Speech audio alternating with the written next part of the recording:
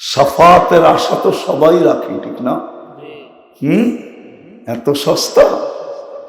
এই জন্যই তো ইমাম বুখারী লেখছেন, আমি লিখি নাই, ইমাম বুখারী রহমতুল্লাহ আলাইহি লেখছেন, কবরের সর্বপ্রথম প্রশ্ন, কবরের মেইন প্রশ্ন, কবরের মৌলিক প্রশ্ন, প্রথম যেটা, একটার ভিতরে তিনটা ঢুকানো, ফেরেশতা জিজ্ঞাসা করবে, মা কুনতা তাকুলু ফি হাযার রাজুলি মুহাম্মাদিন। বুখারী শরীফে আছে কিতাবুল জানায়েজ, এক পারার ভিতরে হাদিস দুইবার আছে। ওলামা থাকলে যে তাহকিক করে নিয়েন। প্রথম জিজ্ঞাসা করবে ওই ব্যক্তির আদর্শে কতটুকু আদর্শবান ছিলাম। এক রাত্র ধরতে পারলে 83 বছর 4 মাস হতো। রাত্রে হাত, আমি ডাইকা ডাইকা তোমাকে মাফ করতে চাই, মাফ করতে চাইছিলাম, তুমি হাত উঠাইতে দেরি, আমি মাফ করতে দেরি করতাম না। ওই রসুলের আদর্শে কতটুকু আদর্শবান ছিল বলো, ওনার রঙে কতটুকু রঙিন ছিল বলো, ওনার অভ্যাসে কতটুকু অভ্যস্ত ছিল বলো, ওনার মতো কতদিন খাইছে বলো, ওনার মতো কয়দিন পোশাক পরছো বলো। প্রথম প্রশ্ন, প্রথম মানেন, আমার কথা মানেন, প্রথম প্রশ্ন এটা হবে। যদি দিতে পারি তাহলে আর দুইটা জিজ্ঞাসা করবে না, আর যদি না দিতে পারলো তাইলে পরের দুইটা জিজ্ঞাসা করবে না। যার উম্মত বানায় তোমার ভাগ্য খোলা দিছিলাম। আমি তো দুটা দেখাইলাম, 200 দেখানো যায়, 200 আরো বেশি দেখানো যায়। যার উম্মত হওয়ার কারণে তোমার ভাগ্য খোলা গেল। যেই নবী তোমাকে ভুলে নাই, 23 বছর তোমার জন্য চোখের পানি শুকাইতে দেয়। দুনিয়ার আমার কাছে আসছে বটে, কিন্তু চোখে পানি নিয়ে আসছে, পানি। ওই পানি ক্ষুধার জন্য ছিল না, যদিও ক্ষুধার্ত ছিলেন। পরিবারের জন্য ছিল না, যদিও পরিবারের ভিতরে, কোনো পরিবারের ভিতরে বাতি জ্বালানোর মতো তেল ছিল না। নাইলে আম্মা জান আয়েশা রাদিয়াল্লাহু তাআলা আনহা কেন বলবেন, যদি তেল থাকতো তাহলে খিদা নিবারণের জন্য পান করে ফেলতাম। হাসান হুসাইনের জন্য ছিল না, আলী ফাতেমার জন্য ছিল না, উম্মতের জন্য চোখে পানি ছিল। যিনি এখনো কাঁদেন, এখনো কাঁদেন উম্মতের জন্য। আবুল সামারকান্দি রহমতুল্লাহ আলাইহি লেখছেন, কবর থেকে উঠবে, কানতে কানতে উঠবে, আর বলতে বলতে উঠবে, জিবরিল আইনা উম্মতি, ময়দান তো খালি, উম্মত কোথায়? কোথায় লুকাইলা উম্মতকে? ময়দান তো খালি। জিবরিল কসম খায় সান্ত্বনা দিল, মা শাক্কাল আরদা আহাদুন ইল্লা আনতা, আপনি ব্যতীত জমিনের উপরে কেউ ওঠে নাই, শান্ত হন। বলেন বোলার মানুষ, বোলাই বললাম বুরহানুদ্দিন বাদ দিয়া, ইউনিয়ন পরিষদের চেয়ারের জন্য বোলাতে কত বাচ্চা আজ পর্যন্ত এতিম হইল না? হয় নাই? কত মেয়ে বিধবা হইল, হয় নাই? হ্যাঁ, কত মার বুক খালি হইল না? হয় নাই? কত তাজা রক্ত এই বোলার মাটিতে পড়লো না? পড়ে নাই? আপনার আমার নবী তো কিয়ামতের দিন মাকামে মাহমুদ পাবেন। কুরআন তো এটাই বলে, ফাতাহাজ্জাত বিহি নাফিলাতাল লাক আসা আইয়াবআসাকা রাব্বুকা মাকামাম মাহমুদা।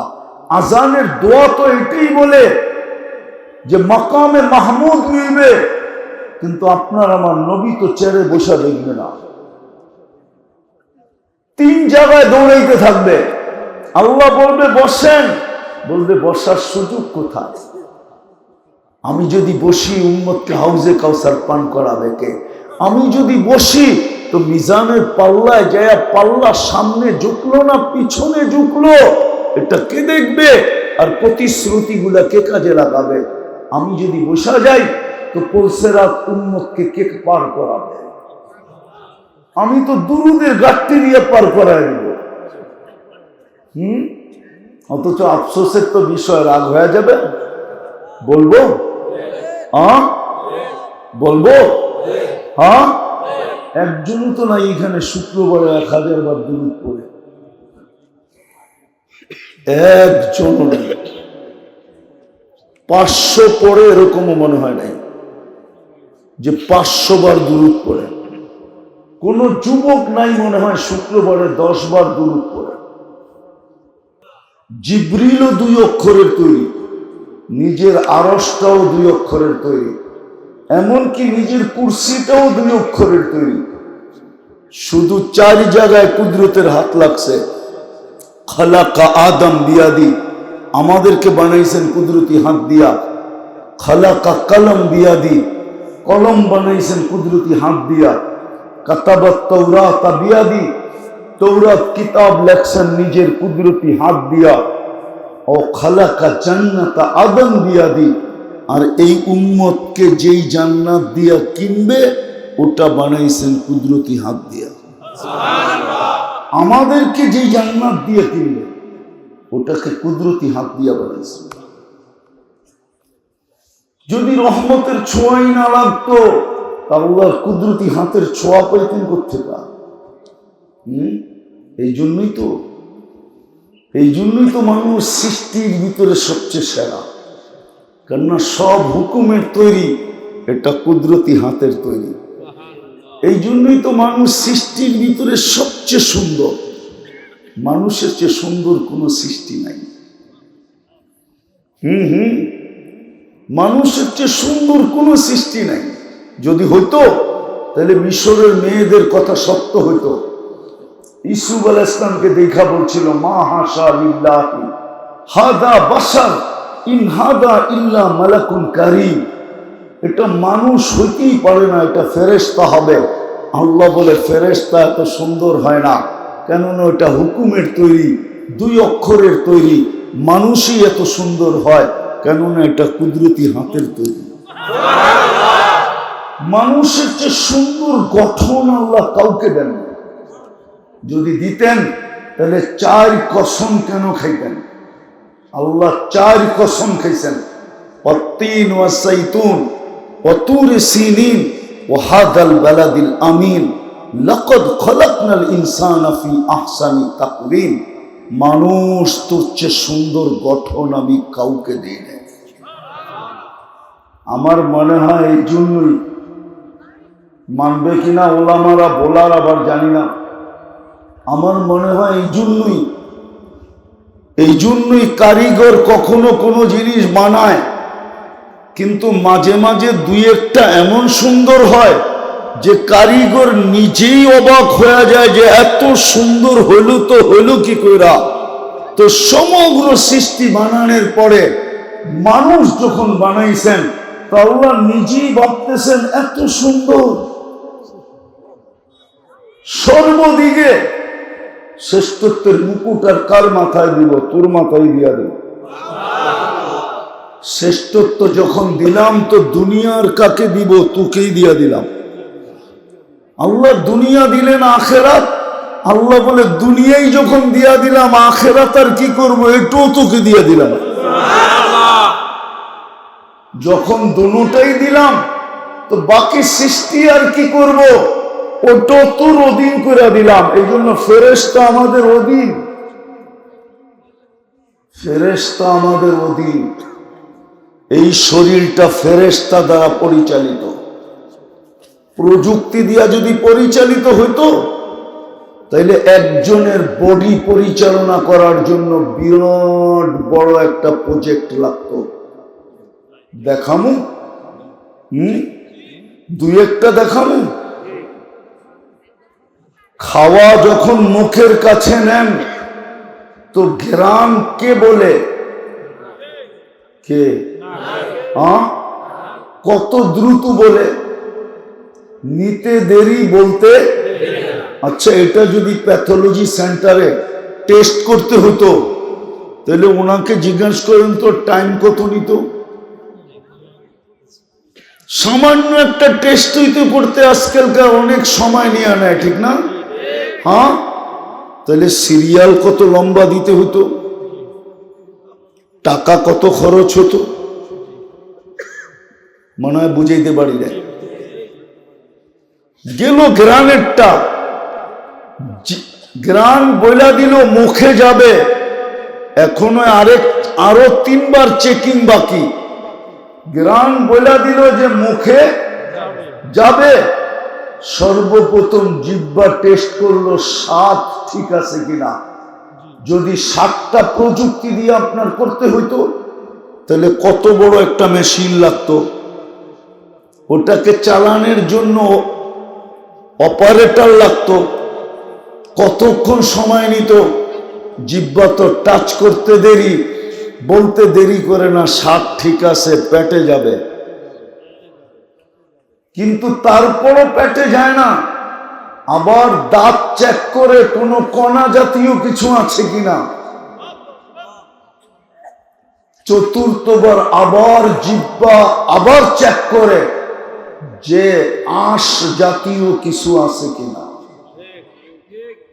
যদি এটা টেকনোলজি দিয়ে করতে হতো তাহলে মনে হয় সকালের নাস্তা 3-4 দিন পরের সকালেই খেতে হতো, দুপুরের খানা মনে হয় 6 দিন পরে যে দুপুরে খাইতে হতো, রাত্রের খাওয়া হয়তো 1 সপ্তাহ পর রাত্রে যে খাইতে হতো। এতক্ষণে আপনি সাইজ হয়ে যেতেন, এতে কোনো সন্দেহ নাই, ঠিক না? হ্যাঁ, সত্য তো। ফেরেশতা দ্বারা এটা পরিচালিত, কুদরত দ্বারা পরিচালিত। এই জন্য আল্লাহ বলে সৃষ্টির ভিতরে তুই সবচেয়ে সুন্দর। এত সুন্দর সবকিছু দেওয়ার পরে আরেকটা বলছেন যে সৃষ্টি তোকে ভালোবাসুক আর না বাসুক, আমি তো ভালোবাসা ফেললাম। হাদিসে আছে ইন্নী লাকা মুহিব্বা, ইয়া ইবনা আদম ইন্নী লাকা মুহিব্বা। ও আদম সন্তান, ও মানুষ, আমি তোকে ভালোবাসি।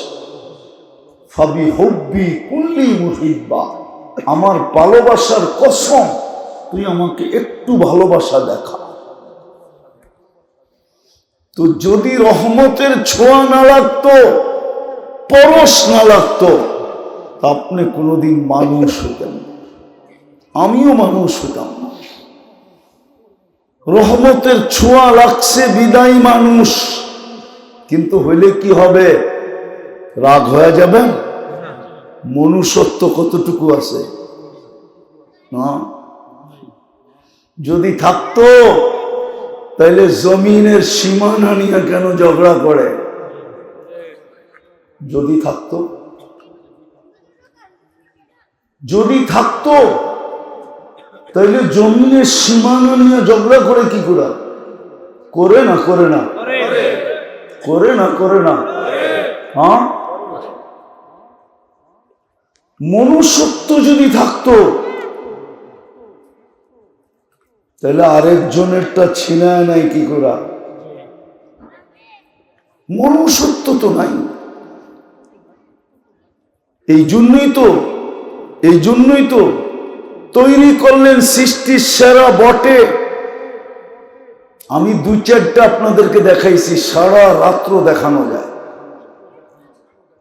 সৃষ্টির শ্রেষ্ঠত্বের মুকুট তো দিলেন মাথায়, যেই জিন মানুষটা সর্বদিকে শ্রেষ্ঠ, যার কোনো তুলনা হয় না, ওই মানুষটাকে আল্লাহ জানোয়ার বললেন। তো বললেন কেন? কেননা যখন মনুষ্যত্ব নাই, আল্লাহ বলে তাইলে তুই জানোয়ার না তো কি? উলাইকা কাল আনআম। ছোঁয়া লাগছে বিদায়ী মানুষ, কিন্তু মনুষ্যত্ব নাই। এখন কোরআন চিৎকার দেয় উলাইকা কাল আনআম। এখন আমার বাড়ির কুকুরও আমাকে নিয়ে চিৎকার দেয়। মাঝে মাঝে কুকুর মালিকের সামনেও ঘেউ ঘেউ করে, মালিক বলে খিদা লাগছে, মালিক বলে এমনি আওয়াজ দেয়, আসলে তা না। বাইজিদ বুস্তামি রহমতুল্লাহ আলাইহি লেখছেন, কুকুর আপনাকে আমাকে সতর্ক করে, কুকুর চিৎকার দিয়া বলে, আনকিস নাফসাকা মিন গাযাবিল জাব্বার, তুই তোকে আল্লাহর আযাব থেকে বাঁচা। ফাইন্নাকা লা তুতিক, তুই আল্লাহর আযাব সওয়ার ক্ষমতা তোর কাছে নাই, বিদায় নিজেকে তুই বাঁচা। কুকুর পর্যন্ত মাঝে মাঝে আমাদেরকে নিয়ে চিৎকার দেয়, মনুষ্যত্ব হারায় ফেলার কারণে। দ্বিতীয় রহমতের ছোঁয়া যদি না লাগতো, তাহলে আপনি মুসলমানের ঘরে আসলেন কি করে? নিজের ইচ্ছায়? বর্তমানে তো 800 কোটি মানুষ, 250 কোটি মাত্র মুসলমান। আপনাকে মুসলমানের ঘরে কে পাঠাইল? রহমতের ছোঁয়া না লাগলে কি করে আসলেন আপনি মুসলমানের ঘরে? বলেন, বলার মানুষ, কি করে আসলেন? কি করে আপনি আসলেন মুসলমানের ঘরে যদি রহমতের ছোঁয়া না লাগতো? কোরআন বলে, কোরআন, মান ইউরিদিল্লাহু আন ইয়াহদিয়াহু ইয়াশরাহ সাদরাহু লিল ইসলাম। আল্লাহর রহমতের ছোঁয়া যার উপরে লাগে তাকেই আল্লাহ মুসলমানের ঘরে পাঠান। আমি আস্তে আস্তে পিছের থেকে আপনাদেরকে নিয়ে যেতেছি, পিছের থেকে মনোযোগ দিয়ে শুনলে বুঝে আসবে। আবার আমি মিলায়া দিব, মুসলমানের ঘরে আপনাকে রহমতের ছোঁয়া দিয়ে অস্তিত্ব দিলেন। বলেন, ইসলামের রং আপনার ভিতরে আমার ভিতরে কতটুকু? বলেন, ইসলামের রং কতটুকু? ইসলামের রং আপনার আমার ভিতরে কতটুকু? বলেন, কতটুকু ইসলামের রং? রাগ হয়ে গেলেন? আছে ইসলামের রং? ইসলামের রং আপনার আমার ভিতরে আছে নাকি? কতটুকু আছে? ইসলামের রং তো নেই।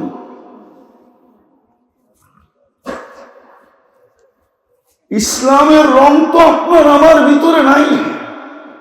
যদি ইসলামের রঙই থাকতো, তাহলে মুসলমান দ্বারা অতিষ্ঠ হয় কি করে? হাদিস তো বলে, আল মুসলিম মান সালিম আল মুসলিমুন। কমসে কম এটা, মুসলমানের হাতে অতিষ্ঠ হয় কি করে? নির্যাতিত হয় কি করে? নিষ্পেষিত হয় কি করে? দীক্ষিত হয় কি করে? ঘৃণিত হয় কি করে? লাঞ্ছিত হয় কি করে? বঞ্চিত হয় কি করে? আজকে তো সমাজে একজন আরেকজনের দ্বারা নির্যাতিত,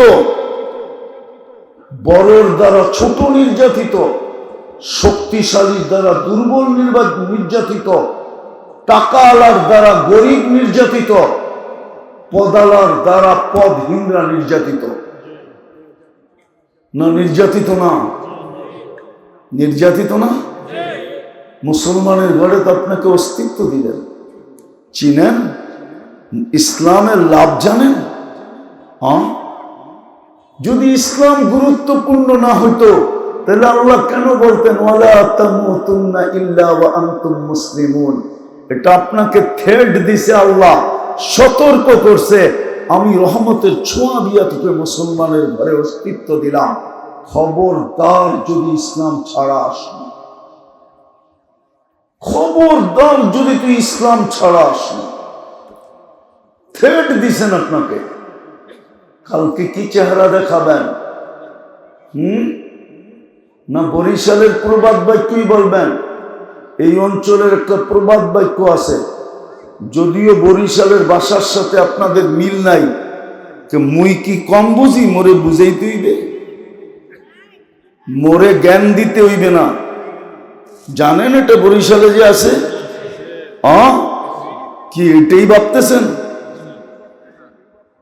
মুসলমানের ঘরে আপনার জন্ম, রহমতের ছোঁয়া দিয়ে আপনাকে মুসলমানের ঘরে অস্তিত্ব দিয়েছেন। এই জন্যই বলছেন তোমাকে রহমতের ছোঁয়া দিয়া মুসলমানের ঘরে পাঠাইলাম, খবরদার যদি ইসলাম ছাড়া আসলাম, ওয়ালা তামুতুন্না ইল্লা ওয়া আনতুম মুসলিমুন। এটা আল্লাহর সতর্কবাণী, খবরদার, তাইলে আমি তোমাকে কিনবো না, জান্নাতের বিনিময়ে কিনবো না। ভাগ্য তো খুলা দিছিলেন বটে, হায় হায় হায় হায়, রং হারা হয়ে আজকে এই দুরবস্থা। তৃতীয় দেখাইতেছি, তৃতীয়, রহমতের ছোঁয়া যদি না লাগতো তো আপনি উম্মতে মুহাম্মদী হতেন কি করে? যে উম্মত হওয়ার জন্য নবীরা চোখের পানি ঝরাইলেন, যে উম্মতের হাতের ছোঁয়া পাওয়ার জন্য দানিয়াল আলাইহিস সালাম মৃত্যুর পরেও 2500 বছর অপেক্ষা করলেন। আমি মনে হয় আপনাদেরকে বুঝাইতে পারতেছি না, আপনাদের চেহারায় বলে আমি আপনাদেরকে বুঝাইতে পারতেছি না। দানিয়াল আলাইহিস সালাম মৃত্যুর পরেও 2500 বছর অপেক্ষা করছেন শুধু উম্মতে মুহাম্মদীর হাতের ছোঁয়ার মাধ্যমে কাফন আর দাফনের জন্য। সাহাবায়ে কেরাম ওনাকে কাফন পরায়া দাফন করছেন। আল্লাহর রসুল সুসংবাদ দিছিলেন, আসবে একদিন সময়, ইরাক হবে স্বাধীন, পাবে তোমরা দানিয়াল আলাইহিস সালামকে, যিনি তোমাদের অপেক্ষায় অপেক্ষমান। ওই রসুলের উম্মত বানাইলেন, রহমতের ছোঁয়া দিয়া বলার মানুষ ভাগ্য খুলা দিলেন। ভাগ্য দৌলত খান না আপনাদের থানার নাম?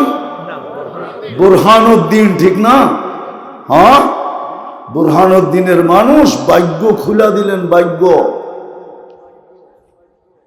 80 বৎসরের বুড়াও যদি দৌড়ায়া, 80 বৎসরের বৃদ্ধ যদি 80 বৎসর দৌড়াইতে দৌড়াইতে একটা রাত্র শুধু নিতে পারে, ধরতে পারে, একটা রাত্র যদি পাইতে পারে,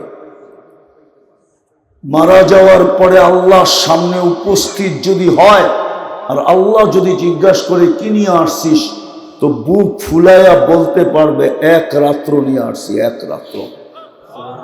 আল্লাহ যদি রাগ হয়ে জিজ্ঞাসা করে কিরে, 1 বৎসরই তো 365টা রাত্রি, 80 বৎসর রাত্রের সংখ্যা কত হয়?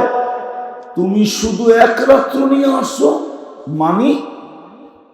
আবারও চিৎকার দিয়া বলতে পারবে এক রাত্রই তো 83 বৎসর 4 মাস। আমি তো 80 বৎসর ছিলাম, 80 থেকে 80 বাদ দিয়া দেন, 3 বৎসর 4 মাসের পাওনা আমি আপনার কাছে, আপনি আমার কাছে পাবেন। তো পাবেন কি করে? আপনি কি কোরআনে বলেন না লাইলাতুল কদরি খায়রুম মিন আলফি শাহর?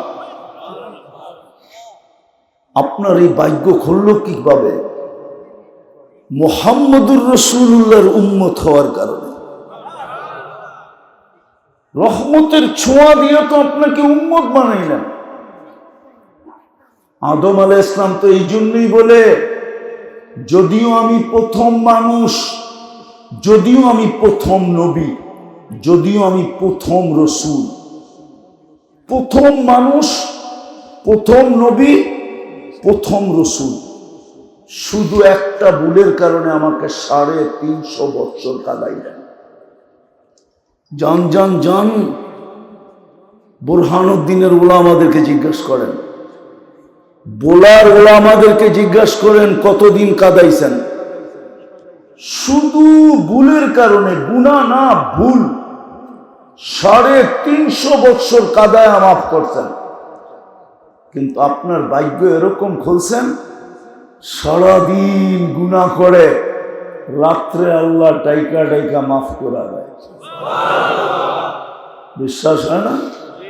না, মনে হয় না। হয়? এই জন্যই তো ইমাম বুখারী রহমতুল্লাহ আলাইহি লেখছেন, রাতের 1/3 যখন অতিবাহিত হয়ে যায়, আল্লাহ প্রথম আকাশে আইসা ডাকতে থাকে, হাল মিন মুস্তাগফির ফাগফির আলা, কে আসিস মাপ চাবি আমি মাফ করে দেব। কিন্তু আফসোস তো এইখানে, জানি না এই মজমায় কেউ আছে কিনা যে ঘুমানোর সময় হাত উঠায় ঘুমায়। একজনও তো মনে হয় হবে না, একজনও মনে হয় নাই যে ঘুমানোর সময় হাত দুটা উঠায় ঘুমায়। এই ভাইবা যে উঠাইলে সকাল হবে, না উঠাইলে পরকাল হবে, বিদায় আমি ঘুমাইতে চললাম, তওবা করে ঘুমাইলাম। হাত দুটো উঠায় তওবা করে এই মজমায় একজনও মনে হয় নাই। রাগ হয়ে গেলেন? উচিত কি ছিল না?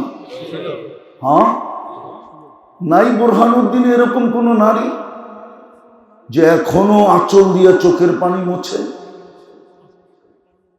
আর বারবার বলে ঘুমাইলা আর উঠল না, রাত্রে ঘুমাইলো আর উঠল না? নাই এরকম সন্তান বুরহানুদ্দিনে যে এখনো চোখের পানি মুছে আর বলে বাবা ঘুমাইলো আর উঠল না?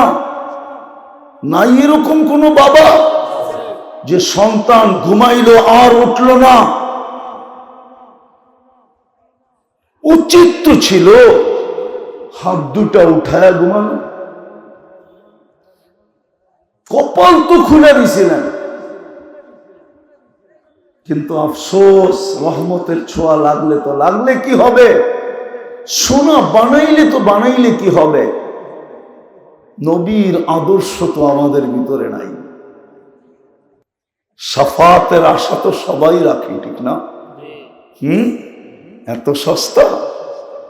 এই জন্যই তো ইমাম বুখারী লেখছেন, আমি লিখি নাই, ইমাম বুখারী রহমতুল্লাহ আলাইহি লেখছেন, কবরের সর্বপ্রথম প্রশ্ন, কবরের মেইন প্রশ্ন, কবরের মৌলিক প্রশ্ন, প্রথম যেটা, একটার ভিতরে 3টা ঢুকানো, ফেরেশতা জিজ্ঞাসা করবেন, মা কুনতা তাকুলু ফি হাদার রাজুলি মুহাম্মাদিন।